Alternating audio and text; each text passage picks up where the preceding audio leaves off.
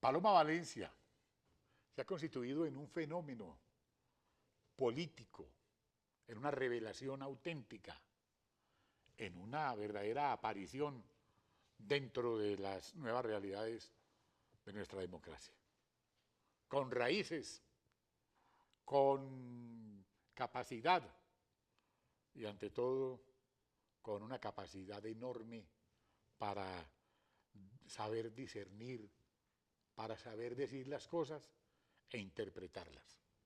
Y la hemos invitado hoy aquí como un premio a la mujer colombiana, como un homenaje a la mujer colombiana. Paloma Valencia, senadora de la República, es hoy por hoy la cumbre de la excelencia en el Congreso de la República. Bienvenida. Muchísimas gracias, William, por esas palabras. Qué gusto me da estar aquí contigo, recordando los tiempos donde trabajábamos juntos, donde conversábamos juntos. Sabes de mi cariño por ti, de mi admiración por tu trabajo.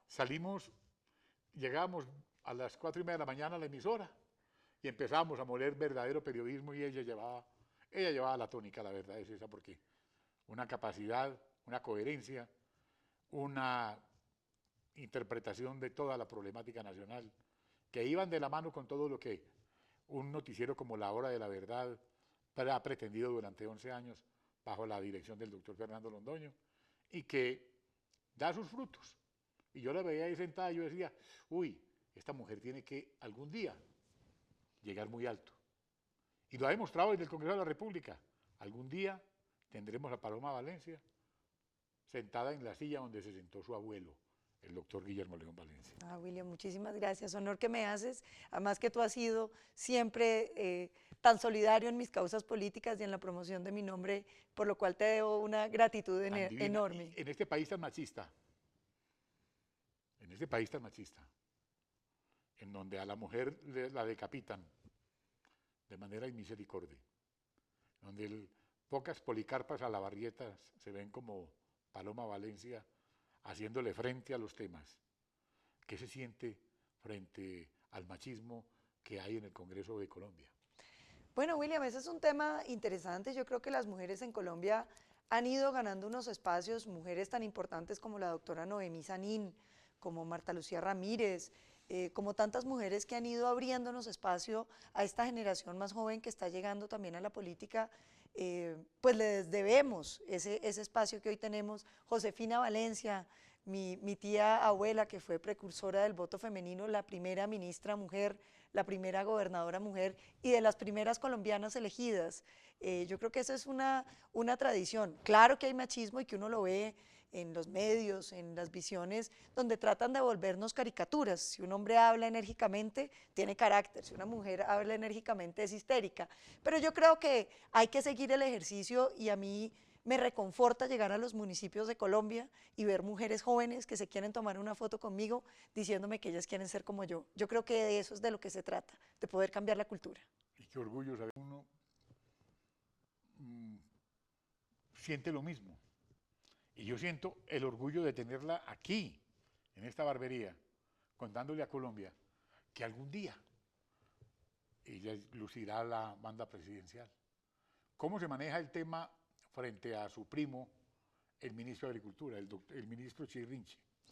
No, con todo el respeto y todo el cariño. Yo creo que si algo tiene que enseñarle la familia Valencia a Colombia es la tolerancia en la escena política. Mire, yo tengo el gran honor de venir de una familia donde mi abuelo, siendo conservador, fue antirrojista y su hermana era una rojista que había sido ministra del general Rojas. Su otro hermano era comunista y Álvaro Pío Valencia militaba abiertamente en la política comunista y tenían otra hermana, Luz Valencia, que hacía política desde el liberalismo y se sentaban los domingos a almorzar todos juntos entendiendo que las posiciones políticas representan el genuino interés de una expresión de amor por Colombia, pero que uno milita en las ideas donde se siente más cómodo. Y de todas esas contradicciones políticas emerge la figura de Paloma Valencia y se ubica en el partido ¿qué? Conservador, liberal, uribista, ¿cómo es la cosa? Uribista, yo soy uribista pura sangre, como dicen furibista. Uribista. Sí, yo me siento muy identificada con el presidente Uribe. Yo creo que él representa lo que para mí debe ser la política y las soluciones que necesita Colombia, que es la confianza en las instituciones, la idea de que las instituciones tienen que estar del lado de los ciudadanos, del lado de quienes cumplen la ley, que haya fortaleza en el combate a la corrupción, en el combate a la politiquería, en el combate a la violencia, con unas políticas al mismo tiempo de cohesión social, de siempre tener la mano extendida y de siempre tener la disponibilidad y la apertura de oír los problemas de los ciudadanos y al mismo tiempo garantizarle el espacio a la inversión privada que puede generar todas las oportunidades de empleo digno, porque es mejor el empleo privado, William, que el empleo en el sector público. Yo creo que en eso nos diferenciamos de la izquierda. Yo no creo en que todo deba ser público, porque cuando usted le recibe un trabajo al sector público en Colombia, para infortunio de los ciudadanos empieza a aparecer una especie de servilismo y esclavismo político. Usted le da un puesto a un gobernador, un alcalde o un funcionario público y usted ya tiene que votar por él, no tiene derecho a criticarlo y van obligando a todas las familias a votar porque si no lo despiden. Entonces yo creo que tenemos que fortalecer el sector público para generar ciudadanos libres que puedan exigirle a los políticos, que puedan reclamar y que puedan hacer sentir a los colombianos empoderados de su derecho democrático.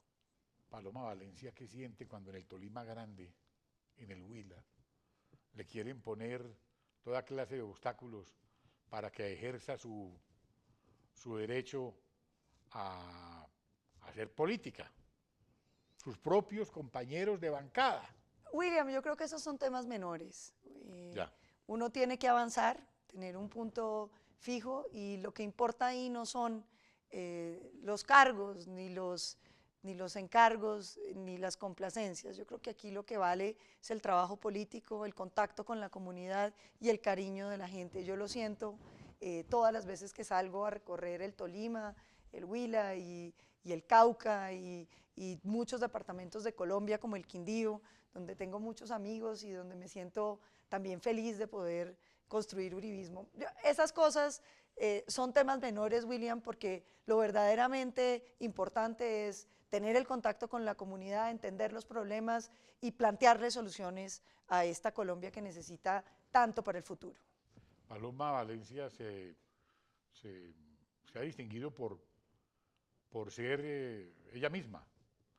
No ha sido función derivada de nadie. Sus opiniones son escuchadas, criticadas, caricaturizadas, y la gente la busca a donde llega, a quererse tomar la foto con ella, a aparecer, a decirle quiero parecerme a usted. ¿Qué se siente? Una enorme responsabilidad, William, porque yo creo que este es un país donde las mujeres todavía estamos en una posición inferior a la de los hombres, de manera que yo siento que recibe uno todo el palo por ser mujer, pero también representa la oportunidad de demostrar que las mujeres sí somos capaces, que el liderazgo político de las mujeres es viable, como lo demostró la doctora Noemí Sanín, y yo creo que aquí sobre todo tiene que haber mucha responsabilidad y seriedad, porque digamos el fracaso o los errores que yo cometa se los extienden a todo el género femenino. Entonces tengo que tener el talento para tratar de sobreaguar mis propias equivocaciones, mis propios defectos y tratar siempre de proyectar un liderazgo coherente y sobre todo un enorme compromiso con el país. Es que yo me pongo a escuchar a Paloma Valencia, me acuerdo de María Cano, me acuerdo de Policarpa Salabarrieta, me acuerdo pues, de lo que uno ha leído, de lo que uno ha visto, de lo que uno ha palpado, y uno dice, estamos al pie de un fenómeno político extraordinario dentro del Partido Conservador, porque en el Partido Conservador no se había dado un fenómeno con tanta fuerza parlamentaria, con tanto vigor ideológico en sus ideas, con tantas convicciones, porque además estudiosísima. Estudió filosofía. Estudié filosofía y estudié derecho y después hice una especialización en economía y otra en medio ambiente y una maestría en escritura. He gastado un tiempito estudiando. Pero he aprovechado mucho. Pues yo no sé, no, yo creo que uno tiene que prepararse y si uno entra a la política asume unos compromisos muy grandes porque la política en general no se trata de qué, todos sabemos que todos queremos un país mejor, todos queremos acabar con la pobreza, queremos que haya más empleo, que los colombianos podamos levantarnos y sentir que la distribución de la riqueza está mejor, que hay más oportunidades, que la educación tiene mejor calidad, que la salud tiene buena calidad. Pero la pregunta no es esa, William, la pregunta pertinente e interesante de la política es ¿cómo? Y esa es una pregunta de enormes retos, de enorme conocimiento, de mucha preparación y de mucha reflexión, porque Colombia a veces le falta estabilidad, la gente tiene, digamos, complejo de Cristóbal Colón, que es que llegan y creen que no hay nada y que hay que fundarlo todo, y hay que entender cuáles son los procesos que ha tenido la historia de Colombia, cómo hemos venido desarrollando, digamos, las respuestas a esos problemas y cómo podemos avanzar sin destruir lo que se ha logrado. ¿Se dan cuenta? Si uno decir cualquier cosa y ahí mismo arranca, con una coherencia, con principios, porque se traga las plazas. Llega a una plaza pública y la gente se electriza. Como decía en cierto momento alguien en televisión, se pone arrozudo cualquier ser humano. Qué bueno volver por esas épocas, cuando su abuelo, como presidente de Colombia, que fue el presidente de la paz, el doctor Guillermo León Valencia. Así es. A quien recordamos, a quien recordé en mi pueblo una vez, que llegó a mi pueblo, a la casa de un patricio conservador, se llamaba don Miguel Rodríguez Martínez. Ahí llegó sentado tranquilo, y yo le pregunté, yo estaba muy niño, y le pregunté, señor expresidente, ¿y qué es cuál es la mayor satisfacción que usted tiene? Y yo, pues haber podido pacificar el país, haber podido lograr acabar con tanto bandolerismo y devolverle a la gente cierto aire de tranquilidad.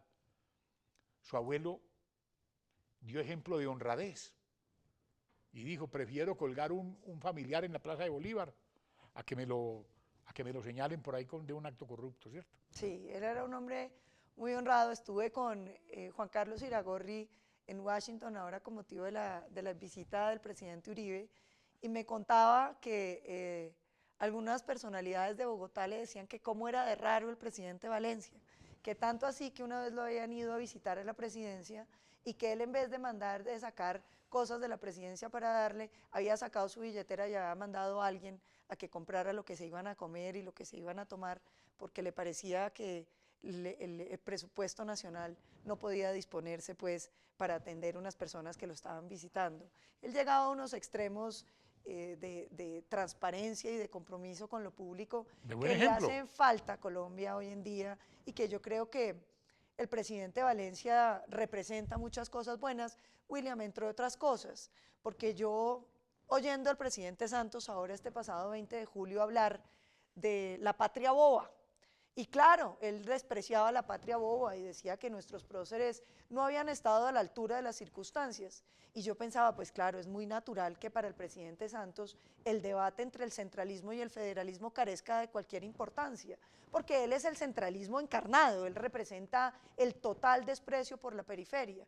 Y yo creo que lo que representa Valencia, como lo que representa Álvaro Uribe Vélez, es el compromiso de las regiones, es entender que este país no va a ser viable sino cuando todas las regiones sean capaces de ofrecerle un destino a sus ciudadanos, y que el modelo de desarrollo colombiano no sea que todos tienen que irse a vivir a Bogotá porque todas las oportunidades se concentran en Bogotá. Bogotá tiene que florecer y mantener ese brillo que le corresponde por ser la capital, pero hay que darle a todas las regiones de Colombia, desde el Guainía, el Baupés, el Amazonas, el Cauca, el Chocó, la costa Caribe, oportunidades para que florezcan todas esas virtudes que tienen los ciudadanos de las regiones y que no todo el mundo tenga que venirse a Bogotá. Yo creo que aquí sigue siendo latente el debate en torno a cómo vamos a modificar el centralismo y cómo vamos a ofrecerle una alternativa de destino, de futuro a las regiones de Colombia. El domingo 27 de julio, el diario El Colombiano publicó un aviso de eso ahí de la Presidencia de la República, de esos avisos que pagan, donde aparecen unas partidas presupuestales para unas obras, y entonces encabeza ese listado una obra que va de Mosquera a Napoima, valor 650.000 millones de pesos. Entonces uno dice, bueno, y lo demás sumado eran como 40 proyectos, todos los demás no llegaban a sumar siquiera lo que habían destinado, lo que había destinado para la famosa autopista Bogotá a Napoima. Anapoima es donde tiene su finca de recreo el presidente Juanpa, como le gusta que le digan a él. Esto tan distinto a lo que el presidente Valencia hizo, tan distinto a lo que un hombre como él representó, porque estas son las cosas. Además de esas cosas que nos ha tocado ver en su familia, en su árbol frondoso, está otro abuelo, el fundador de la Universidad de los Andes. Hablemos de él. Bueno, mi abuelo Mario es un ejemplo. Mario Lacerna. Es Qué un orgullo. ejemplo y es un orgullo, yo creo que para todos los colombianos. Un joven de 23, 24 años tiene una historia increíble, William, porque imagínese que él iba en 5º año de Derecho y su mentor, que era el filósofo Nicolás Gómez Dávila, le dice, mire Mario, usted no se puede graduar de Derecho. Y le dice, pero ¿cómo? Don Nicolás, yo ya estoy terminando. Y le dice, no, usted no se puede graduar, porque si usted se llega a graduar de Derecho, usted se va a volver el tinterillo de su papá, que era un industrial y un importante emprendedor de negocios. Don Pacho Lacerna fue quien trajo los primeros chicles a Colombia, trajo el primer cine a Colombia, fue precursor de la luz en ciudades como Armenia, en Ibagué, creó los canales de riego para el arroz en el departamento del Tolima, fue un visionario, fue el primer laboratorio químico que se trajo a Colombia. Entonces imagínense que en ese momento había traído kiwi. Y Nicolás le dijo, mire, si usted se llega a graduar, usted está acabado, no va a poder hacer teoría de la ciencia, filosofía de la ciencia, que es lo que usted quiere hacer. Vamos a decirle a su papá que usted se va a ir a estudiar química, a Estados Unidos para venir a manejar kiwi.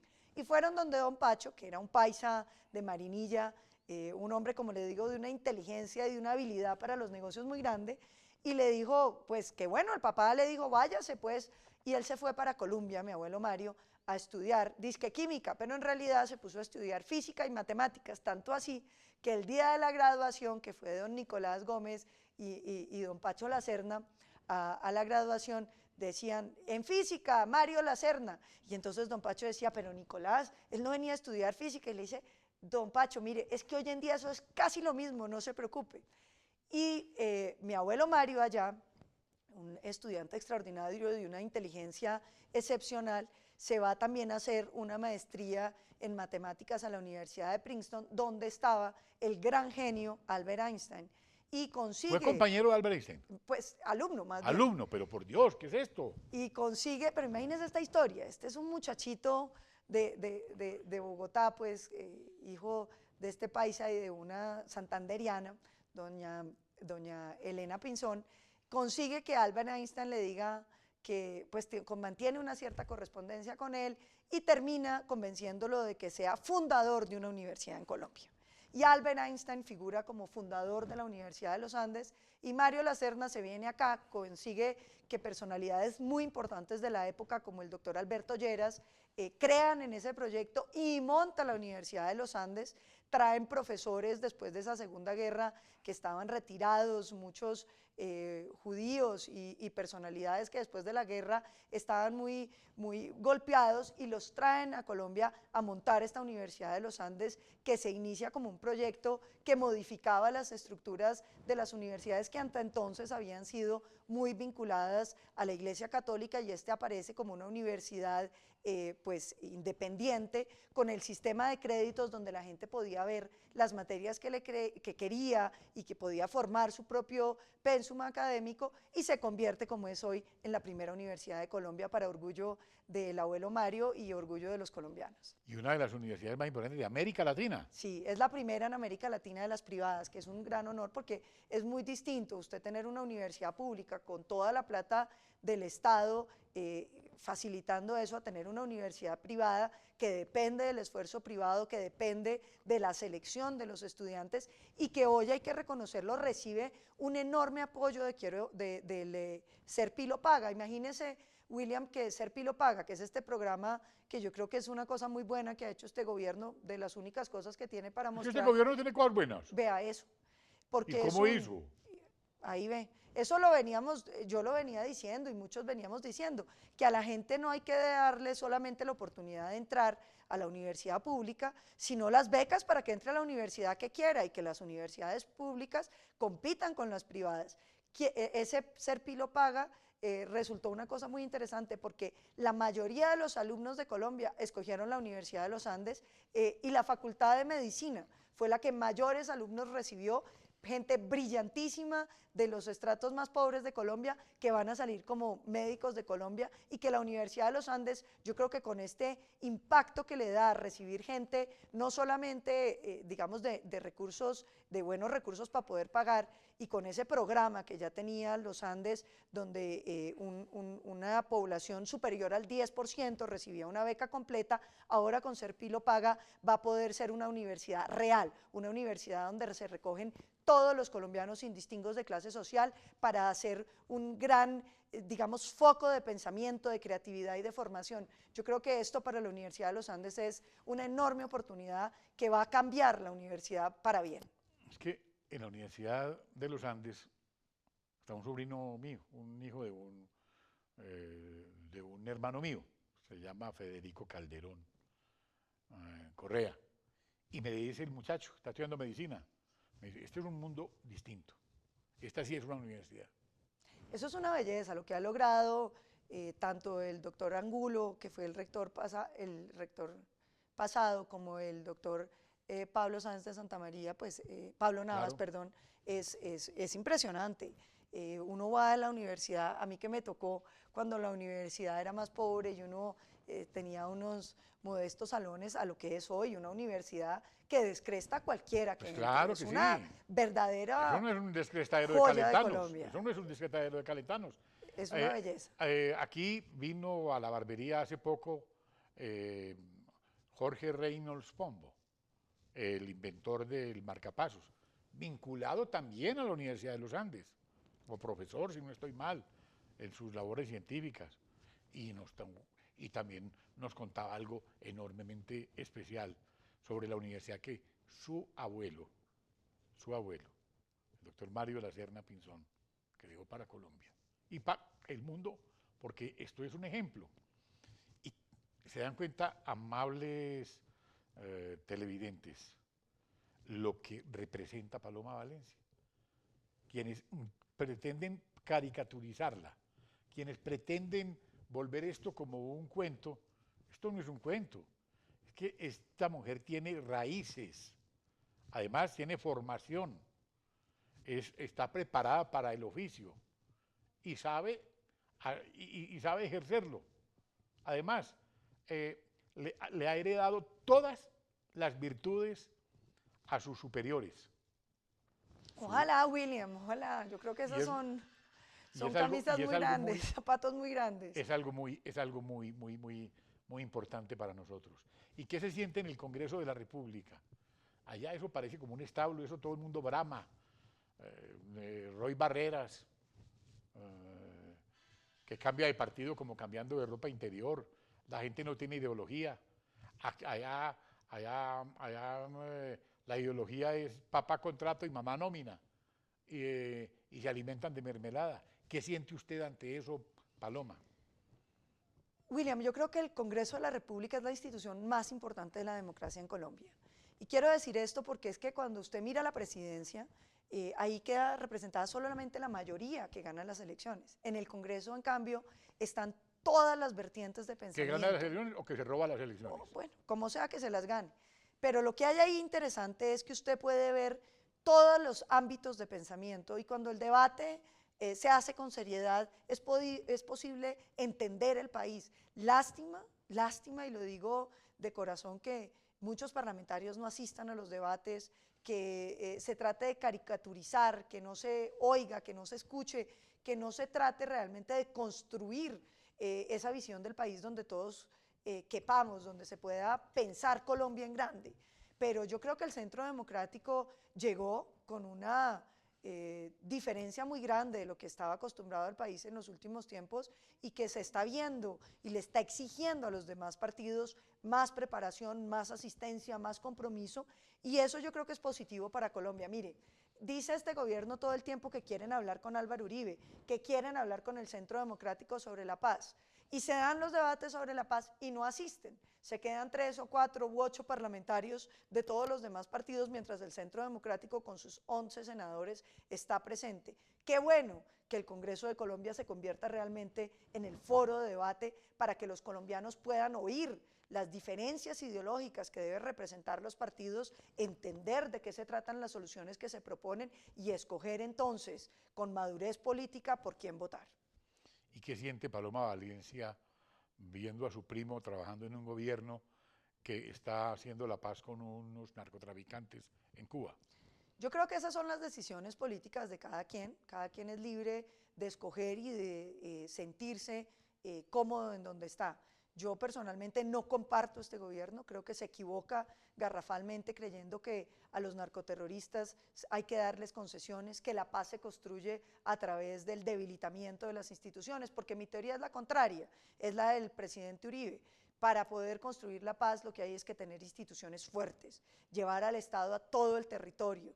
Y ese territorio no es solamente llevar policía o ejército, sino llevar los programas sociales, la educación, la vivienda, las vías, la infraestructura, las oportunidades, porque lo que yo decía, este es un país que lo que clama es oportunidades para sus regiones, y cuando podamos darle una solución real a los problemas de los ciudadanos en las regiones, la paz aparece de manera automática, porque no existirá quienes quieran hacer parte del terrorismo ni del narcotráfico. Mire, a mí me duele que este gobierno descuide el territorio nacional, como lo estábamos demostrando en el debate que tuvimos el martes pasado en la Comisión Primera, donde mostrábamos que en el Catatumbo, donde el gobierno desatiende la situación, entonces los campesinos terminan siendo víctimas de un gran cartel de narcotráfico que maneja y que orquesta las FARC con las que están negociando, pero que tiene vinculado al ELN, al EPL, a Megateo, a las BACRIM, y que además le venden toda la coca que producen al cartel de los soles, conformado por esos miembros corruptos del ejército venezolano, de la fuerza pública venezolana, del gobierno venezolano, que se vuelven hoy un cartel que tiene su territorio ahí en el Catatumbo y que el gobierno desatiende. Los cultivos ilícitos crecen, todo eso avanza, la impunidad, la violencia en contra de los habitantes del Catatumbo que hoy se sienten víctimas. El gobernador Barí, William, que a uno le duele decirle esto, el gobernador Motilón Barí, que se atrevió a oponerse a la zona de reserva campesina del Catatumbo, hoy fue declarado objetivo militar de las FARC y nadie hace nada. Nadie hace nada. Qué tristeza tener que experimentar eso mientras el sargento García, más conocido como el ministro Luis Carlos Villegas, el sargento García es el mismo que trabaja con el Zorro, o el Lucho Navarro, o Edé, como le dicen, una caricatura que tenemos y que verdaderamente pensamos que era otra cosa, pero no. Me da dolor tener que decirlo. El doctor Mamerto de Lacayo Lambona, dictando cátedra constitucional, diciendo que los bombardeos no están en la Constitución. Yo nunca he entendido eso ni a un primíparo, como lo decía el doctor Fernando Londoño en La Hora de la Verdad, se le ofrecería decir semejante estupidez por la televisión. El presidente Santos que cambia la mentira por otra, que el presidente Santos no le pueden creer ni las mentiras. No, no hay quien le crea, yo creo que no le creen los colombianos. ¿Sí? Y creo que no le creen ni las FARC. Mire lo grave del debate. Que le van a creer las FARC, ya saben que están hablando con un mentiroso. Mire lo grave del debate que se hizo sobre la paz.